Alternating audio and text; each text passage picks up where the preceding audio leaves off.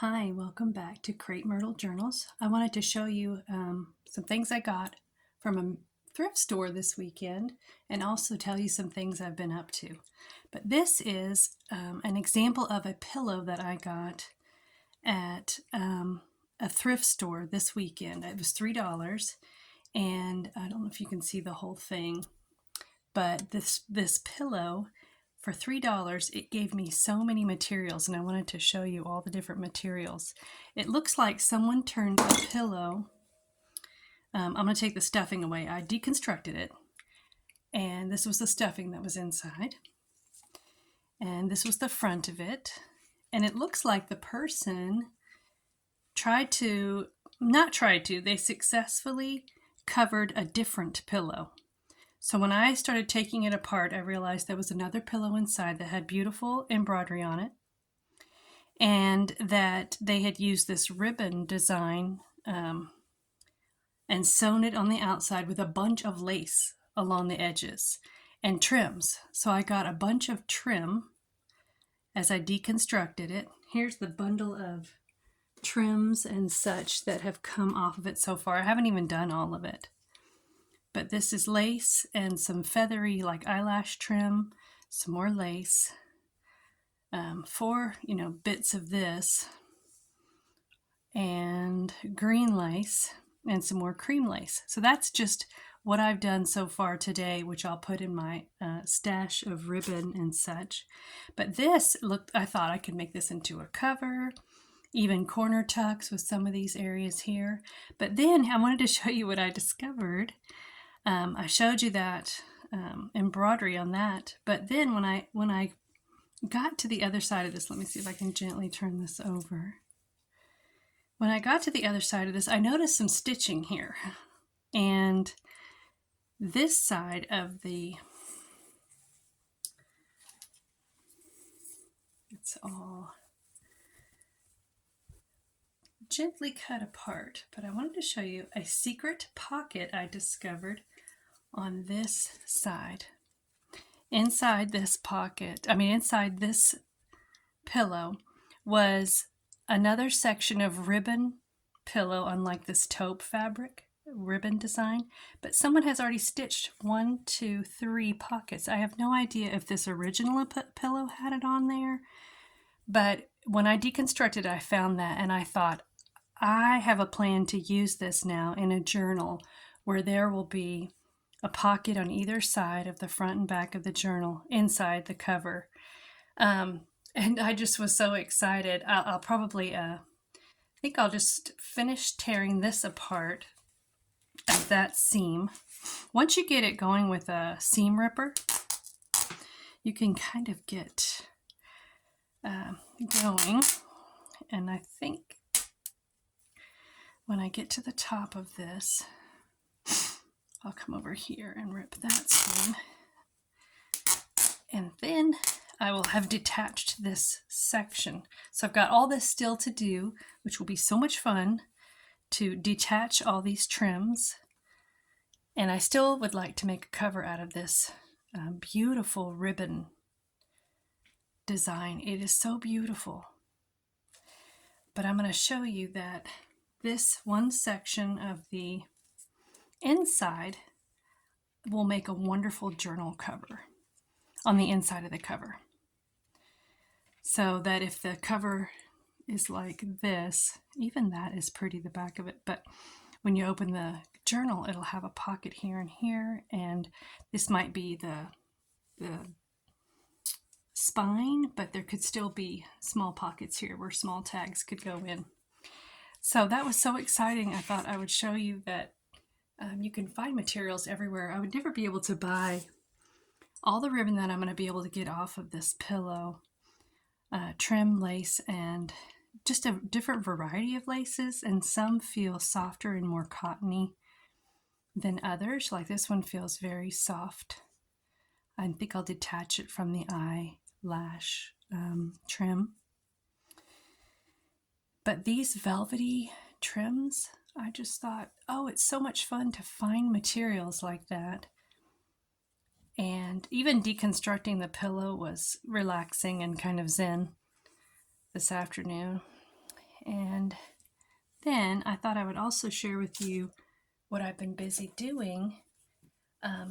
This is the journal I'm working on. It's called Flight and Feather. My husband suggested that because it had a bird on the cover. And I said, that's a great idea. So anything that has to do with flight and feather. Here's the 4 signatures. And I have a few things glued in. I made a pocket with some dried flowers that I have.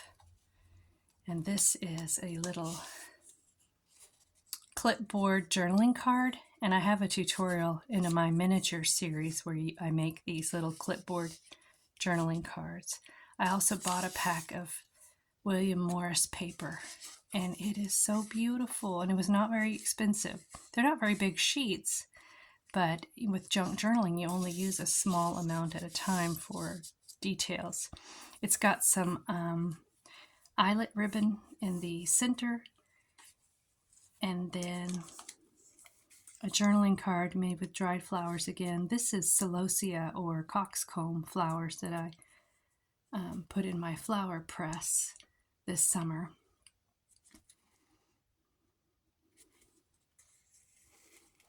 And then I don't have much decoration yet on the signatures, but I'm really having fun working on it. So I've got butterfly stuff in it, of course, and flowers. So this is another dried flower. I put it on a circle punch out. That signature, there's actually a little bird on that flower as well. And the back pocket has, I made a little stacked pocket for my file folders. 1 file folder, 2 file folders, 3 file folders. I also have a tutorial on how to make your own template to make your own miniature file folders. So I made a little stacking pocket so I could put all my file folders in there. This one's a little bit bigger file folder. It has little papers in there. I tried to make them look like notebook paper with the red lines and the holes. So they go into the miniature folder. And I found end notes at the back of a book, and I thought that's perfect for the end of the book. And then the tiny file folders can each go in these little stacking pockets. And with the new paper I just bought, I found some that were yellowy in color and would match my bee theme, orangey, yellowy. Okay, so there's my stacking pockets. My stacking file folders in the stacking pockets. So I was working on this, but the thing that I really was involved in for the past 2 weeks was the kids in the AR store at our school got to buy a workshop with me. And I only had 2 workshops available in the AR store. And I have shown this before, but this is a junk journal made out of a file folder. And this is what I did with the 2 students. One was a 6th grade girl and one was a 3rd grade girl. And they used their AR points, and I think it cost a lot of points to do a book workshop with me. So I helped them. I had a cover like this ready for them, made out of a file folder, and I had 1 signature of papers ready for them, and I helped them with my bookbinder's kit I brought with me, showed them how to sew in 1 signature. So we used an awl and a needle and punched the holes, and they sewed it into a cover. Then I had some activities ready. I only had 2 hours with each girl. So I had several like triangular pieces ready to go as corner tucks. I showed them how to tip in a page with 3 tabs so they could tip an extra page in. We made a few, I think we made a little coffee journaling card. But I had some things ready to go for them to just glue in. Of course, we went through, and if there was any pockets ready to be glued together, such as this one, I helped them glue those together. I brought just like 3 stamps, rubber stamps, and 2 or 3 stencils and 2 or 3 colored inks, because I knew if I had too many choices, it might be a little overwhelming. But they really seemed to enjoy it, and I had a blast. Other than making journals and having people enjoy them, getting someone else interested in making a journal is so much fun. And these girls were a delight to work with. I taught them how to make this origami pull-out. Or I taught one of them this one, and the other one I taught a heart, origami heart that you pull out and write on. Told them, about belly bands and pockets. Just gave them a little bit of structural ideas, and then a big pouch of papers and tags and like tabs, fabric tabs, and papers and little bits of fabric for them to continue working on. And it took me a while to prepare their little kit and to write up a set of activities I would do with them to make the most of the time. And for them, I had them use a tab and a eyelet and a ribbon stuck in the eyelet. So I brought my eyelet setter so they could learn how to do that, and they really enjoyed that too. So I did that with 2 students, which required some time to prep for, and it was so much fun. And I think I'll do that every year for the AR store. But I might just do 1 student at a time, because that way there's a little less prep for the workshop, or combine them, the 2 students at once. But I really enjoy the time I spent with those 2 girls, and so that is what I've been up to. So I wanted to show you,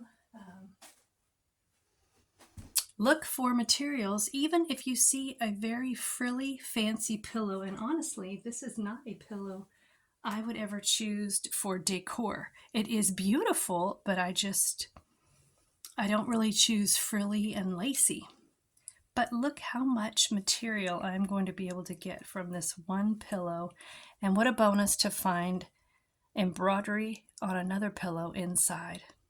And to boot, also stuffing. If I want to use stuffing for something else, I've got some stuffing now to make some. I was thinking of making small sachet pillows with lavender as to put in my drawers.